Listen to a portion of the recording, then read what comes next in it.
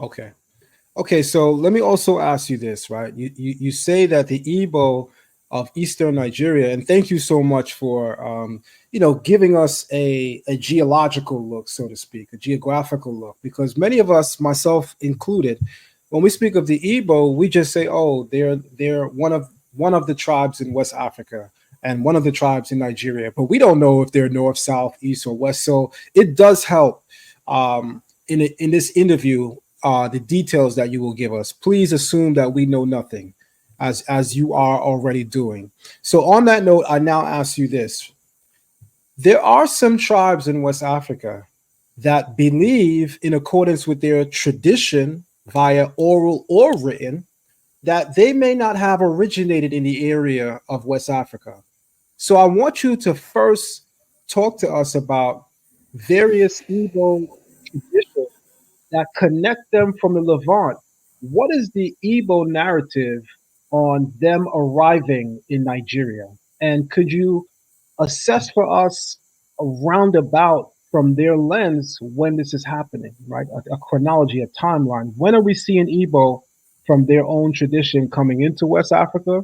And what is their narrative about where they originally come from? Okay. And I'll preface this by saying any mistakes I make are my own because I'm still a student of Okay. Omenana. But I believe between three and they've been in the land between 3 and 5,000 years ago. I know that's a big Whoa. window, but Whoa. they've been in the land early, so they were probably part of one of our earlier Israelite dispersions, Okay. and they're seeking, of course, fertile land. They're seeking freedom. They're seeking a place where they can practice the way Hashem has told them to practice, and eventually ended up in that fertile area that is Eastern Nigeria. There are other tribes. So I'm gonna give you an example. The Luo, for example, of Kenya right now, East Africa, they have a narrative that they came from the east when there was a famine in their area, and they traveled from there to where Igbo land is and back. So when we look at the Bantu migration, when we look at Igbos, they're lumped into this really vast category that people call Bantu, but that is a again, that's a European, and Bantu just means people. That's a European concept that's kind of been put on this huge group of people with Right. very different cultures. And so the Igbo are lumped historically, if you're going to read about when they travel into this greater Bantu migration. But there are two migrations. So there is one from that central West Africa out, and then there's one from the east in toward central West Africa, and there's also some migrations down to the southwestern corridor of Africa as well. And I brought up the Luo, for example. If you ask a Luo, they'll say that they came from Egypt.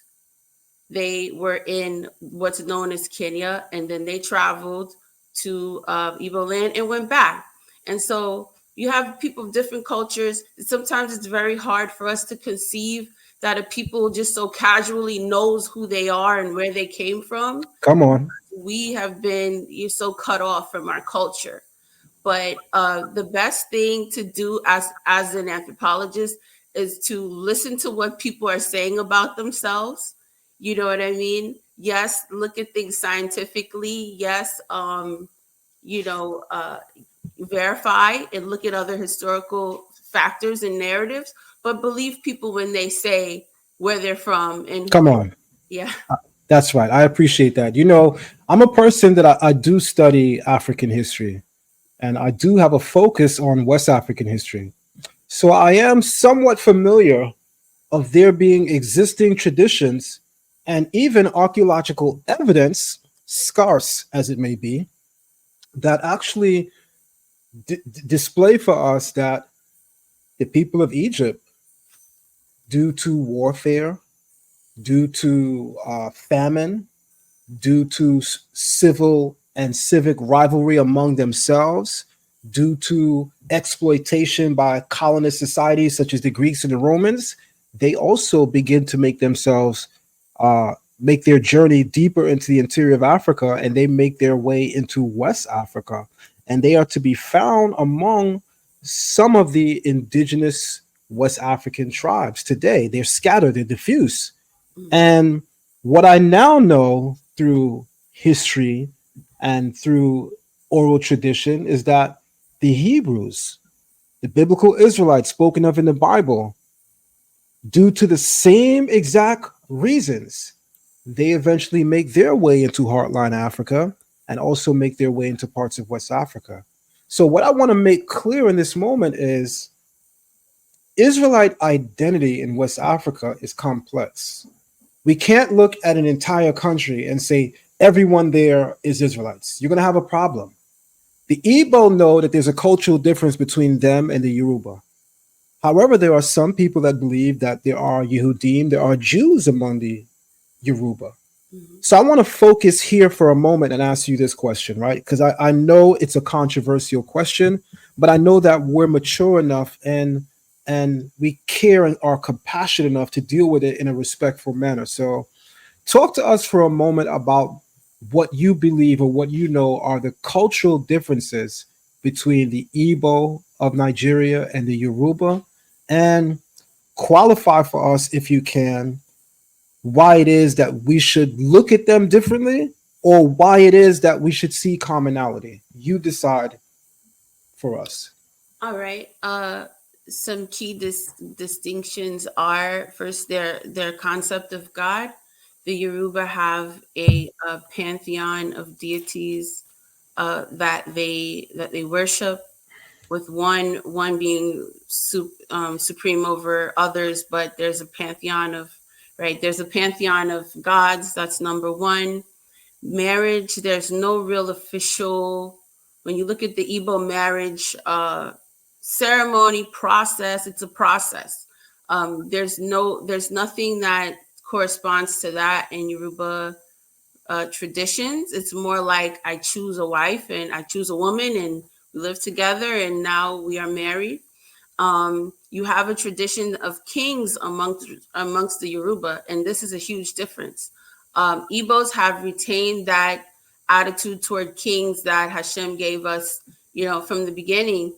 That he permitted it, but it wasn't his will, and so Igbos have a saying: Igbos have no king. It goes on to the same idea of what exists in Creole right now when you say Igbo Gramun.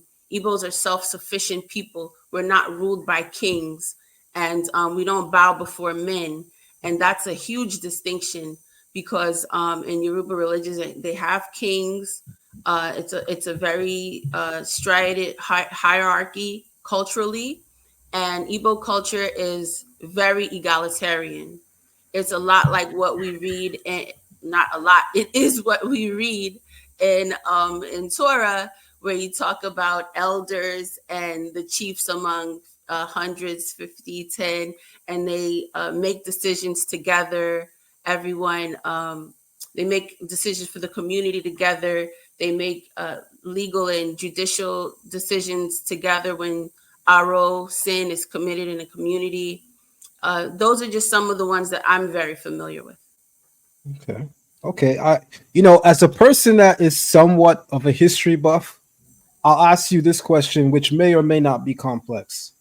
How would you draw a clear line of distinction between the concept of socialism and what it means to be an egalitarian? Okay.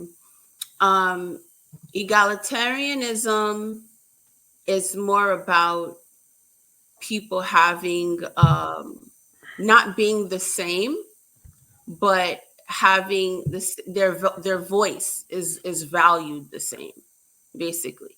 So in Igbo culture, women and men and children and elders have distinct places within the culture, distinct roles, but their voices are equally heard, and their things that concern them are equally considered.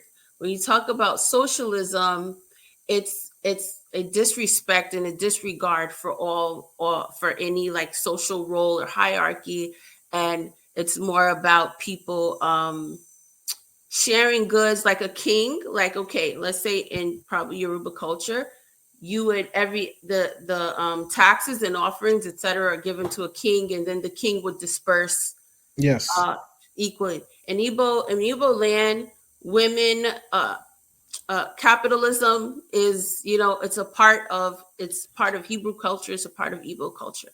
You see, you have market days. The whole culture is built around market days, and women have a huge role in that. The women are the ones who are growing a yam and growing their produce, and they're going to the market to sell, and they have autonomy in that. We see that, and I might be going a little ahead, but there's a historical event, the Igbo Women's Revolt, and that this is a very clear like example of egalitarianism. The Okay. British tax, they saw how lucrative the women's businesses were, and the women were kind of like the foundation of that economy, and so they decided they wanted to tax the women on their produce, and the women got together. First they went to the men, but a lot of them, I think, Zay Francis Drew had mentioned warrant chiefs. So you kind of had those who had kind of sold out to the British and were sort of, you know, playing that role, governmental role over their own people. So the women went to them first, and then the move they weren't making moves. So the women by themselves confronted the British, and I believe 60 something women died. Mm, They were rebelling against those taxes, and the okay. men and the men in the community fully backed them, even though it was the women who, did the confrontation. And that's what I mean. They didn't feel as if they were subjugated, that they couldn't stand up for themselves, but women have distinct roles in society. All right. I appreciate that. Again, the culture and tradition of West Africa is very complex. And us as African Americans and Afro Caribbeans of the diaspora, we have a very skewed view of what culture means and is throughout West Africa. Many of us, act or present as if West African culture is a monolith, and it's not. Yep. You can cross the street and see a completely different culture in some parts of West Africa. Yep. So it is Africa alone in general is a very diverse continent. Every gene pool in all of humanity not only can be found in Africa, but many emerge from continental Africa, as we Mhm. know. So, in just understanding that from science, we should understand that as above, so below. Just as there are, manifold DNA sequences among indigenous Africans, so are there many cultural and traditional differences. So I don't want our community to believe that what happens in the transatlantic slave trade is that Europeans go and they snatch every African they can find from West Africa and place them on ships forcefully and sell them abroad. And then us reading passages like Deuteronomy 28, 68, and we see in that a fulfillment of the transatlantic slave trade, which leads us to say everyone that they captured, regardless of what part of West Africa they were captured from, that must be the Israelites. I think that that is a flaw in our thinking. I don't believe that everyone that boarded that ship must be an Israelite, because I don't believe that the people that came to take us were specifically looking for Israelites. They were looking for slave labor. It just so happens that the bulk of the people that they drew from were the ethnic people we know today as the Igbo. The Igbo represent the bulk of the people taken from the transatlantic slave trade. So here is where your expertise comes in, and here's where I fall back and I become a student as I grab for my pen and my pad, which is nearby. Right? Well, I'm literally going to take notes because I have a question for you. Right? My okay. question for you now is: can you talk to us about the historical fact or facts about the transatlantic slave trade. Which ethnicities, as far as you know, in West Africa are involved? And as far as you know, qualify or quantify for us which indigenous West African tribe comprised the bulk of slaves or people that were taken and forcefully enslaved? Well, that's a first. I want to give a nod to what you said earlier about Igbos being distinct from other tribes around them or other people groups around them. Igbos were known to, even when they were captured, even on the ships, etc. They were known to not want to relate to those who were uncircumcised. So circumcision is one of those other cultural markers that, and particularly at the eighth day, because other cultures have that, but not on the eighth day. That's a very distinct Hebraic culture feature. So who was taken? Igbos above and beyond, I would say, were taken in the transatlantic slave trade. You also had Fawn. You had, of course, Yoruba. You had even those from populations, I don't know all the tribal names, but that are in places like Senegal and Mali. You have Benin. You have, and Haiti is a good representation of all those because you'll find all those cultures in Haiti. You have Guinea. You have, yeah, Benin, Fan. You have Yoruba. You have those tribes in Cameroon, the Bamileke among them. So those are just some off the top of my head that were taken in droves from East Africa. But over and above, I would say who ended up in the Caribbean, in particular, are Igbos, because we have to remember that in America, on the mainland of North America, we had more breeding happening. And in the Caribbean, because they were working on sugar plantations that were it was very brutal work. The life expectancy of an enslaved person was about 8 years. So they were continuously bringing, and I'm sorry, I forgot to mention the Ashanti and Ghanaian tribes among those. But in the Caribbean, you had a huge turnover because people were expected to live about 8 years. So Mm, that's why you saw so many Igbos being taken, and you saw so many coming into the Caribbean. And you also have Congo and Bakongo from Angola. So it's vast. The tribes and the people groups who are taken, it's vast. But you could say Brazil, for example, have a lot of Angolan, a lot of the populations that are now in Angola.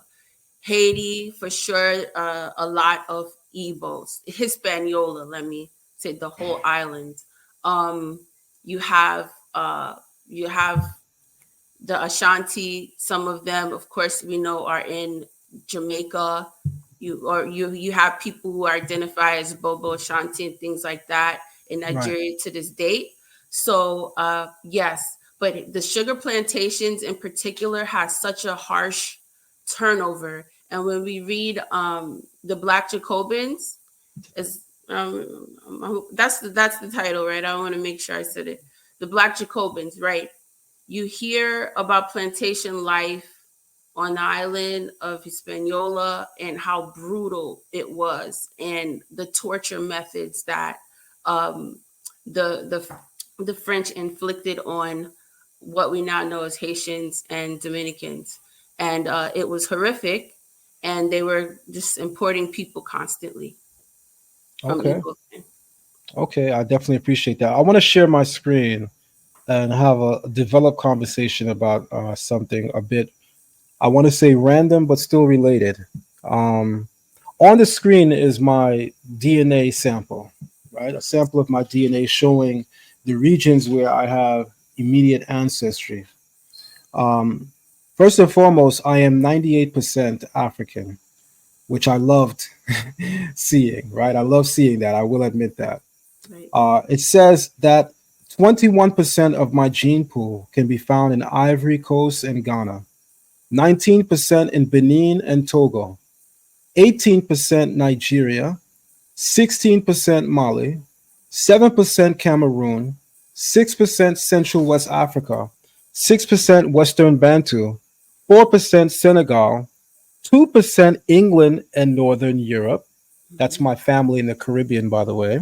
And 1% Khoisan, aka Mobutu people.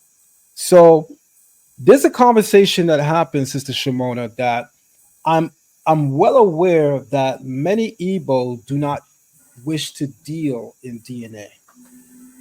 And that can be a very complex subject because DNA doesn't necessarily tell you exactly your place of origin and your ancestral origin. DNA can be very complex, and the way in which we treat DNA today may not be as culturally and ancestrally accurate as people may think. However, because it is something that we use, I want to ask you a question. Um, how relevant would you say is the usage of DNA to connecting Afro Americans and Afro Caribbeans with their Igbo ancestors? I asked that question because not everyone that boarded that slave ship was an Igbo, as we both know, as we all know.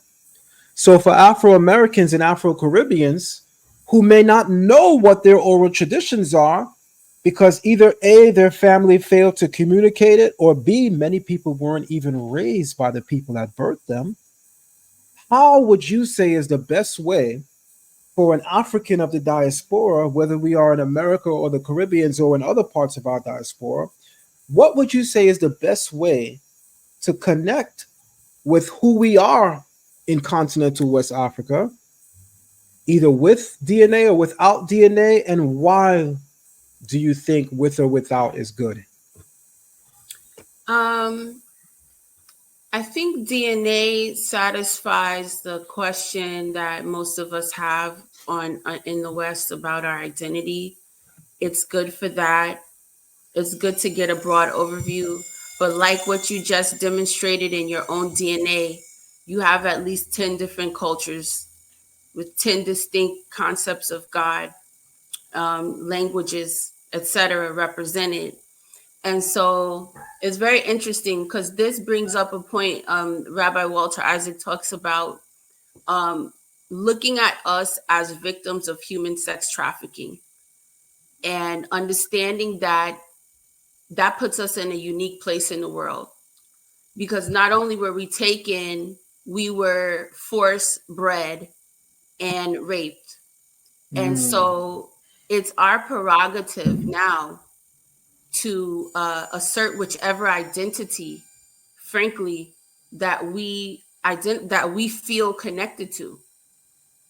And yeah, don't feel and there are many of us in Americas, even within my own family, who have some of them done DNA. One particular person I'm thinking about did not, but he feels more connected to indigenous American roots, mm, which we have. I'm sure I have it, so I'm sure he has it as well. But if that's his prerogative, if he feels connected to that.